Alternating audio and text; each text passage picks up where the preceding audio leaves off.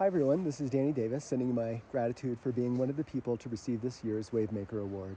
Since I cannot be there, I wrote what I would have liked to say to you in person. I am reading and recording this on May 31st at my camp on a peak in the Colorado Rockies, so you're going to hear a lot of wind as I try to get this across.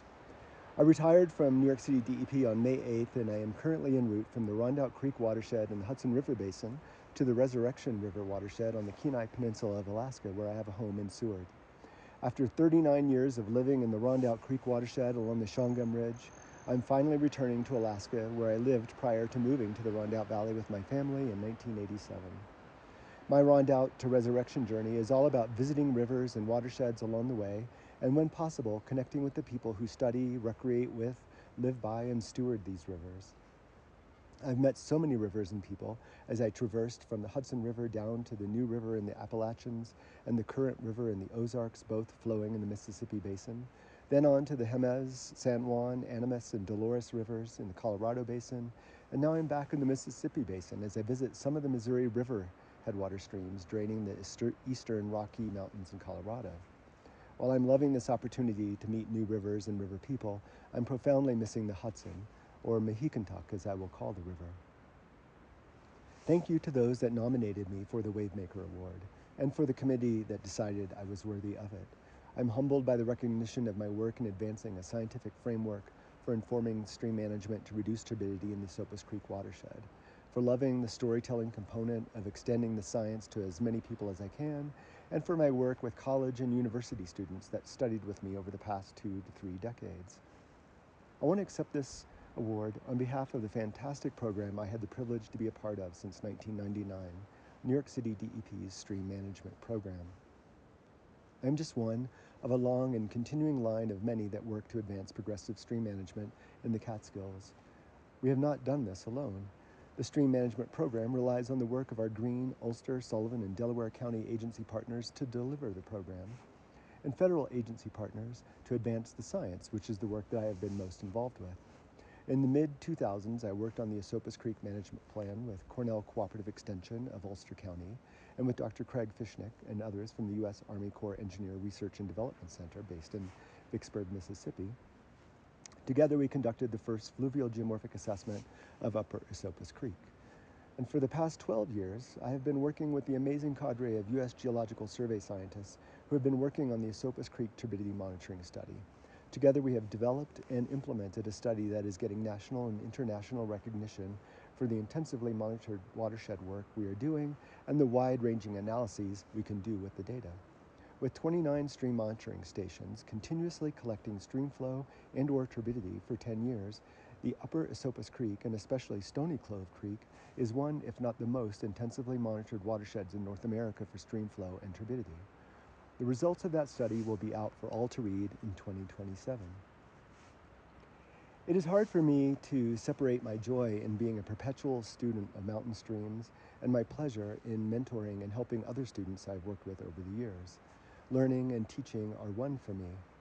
The Stream Management Program has been hosting a summer intern program for Ulster County Community College students since 1996. The SUNY Ulster Watershed Conservation Corps, as it is known, has supported the Stream Management Program research agenda since its beginning, and many students have gone on to be professionals in this field, and I've had the pleasure of working with them in this capacity. Our Esopus turbidity study would not have the critical geomorphic and geologic data we need without the great work of the WCC under the leadership of talented and highly skilled coordinators.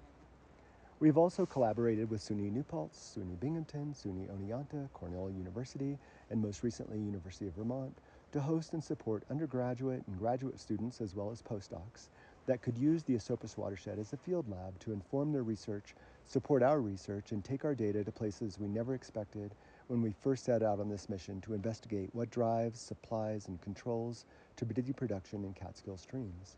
The work these students and postdoctoral researchers have done since the early 2000s has gone far beyond my contributions.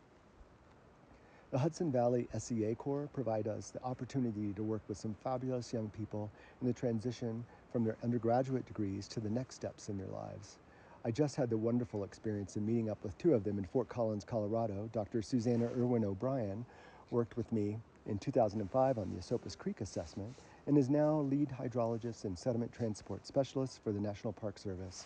And Dr. Sarah Hinshaw, now Fancher, worked with me in 2016 to revise the Catskill Bankfull regional curves and is now helping establish a startup venture based out of University of Washington to advance novel techniques in wetland and river restoration. My primary role in all of this work has not only been to be a professional stream wader and riverscape reader, but more importantly to be a facilitator bringing this diverse and talented group of students, professionals and scientists into a focused effort to improve our understanding of Catskill streams and how they influence the drinking water quality that is delivered to more than 9 million people, and how we can influence that water quality with stream management practices. I'm forever grateful for being given the opportunity to do this work and for New York City DEP's support in pursuing this mission. Finally, I want to say that while I appreciate this award's recognition of my work and the work of those that have helped me in this mission, I am most pleased to receive this award because of my relationship with the Mehicantuck. I have kayaked every reach from Troy to Manhattan, some many, many times, and have spent quite a bit of time in the headwaters of the Hudson, or Mehicantuck, and have several reaches that are among my favorite stretches of river I have ever known. This river that flows in two directions became even more important to me as I explored my own two-spirited, non-binary gender nature. From 2012 to 2018, I lived as a trans woman after 48 years of living as a male. All my life, I felt the tidal push and pull of my non-binary nature, and for 6 years, I let go the resistance to this force and found that I can flow in both directions. It was during this time that I developed my relationship with the river through paddling. I have since chosen to flow forward, primarily expressing myself as male, yet I'm always mindful of the ebb and flow of my gender. I will carry this Mehicantuck experience with me, and am so grateful to the river for what I have been given, an acceptance of who I am, and a joy in feeling the push and pull and the flow of life.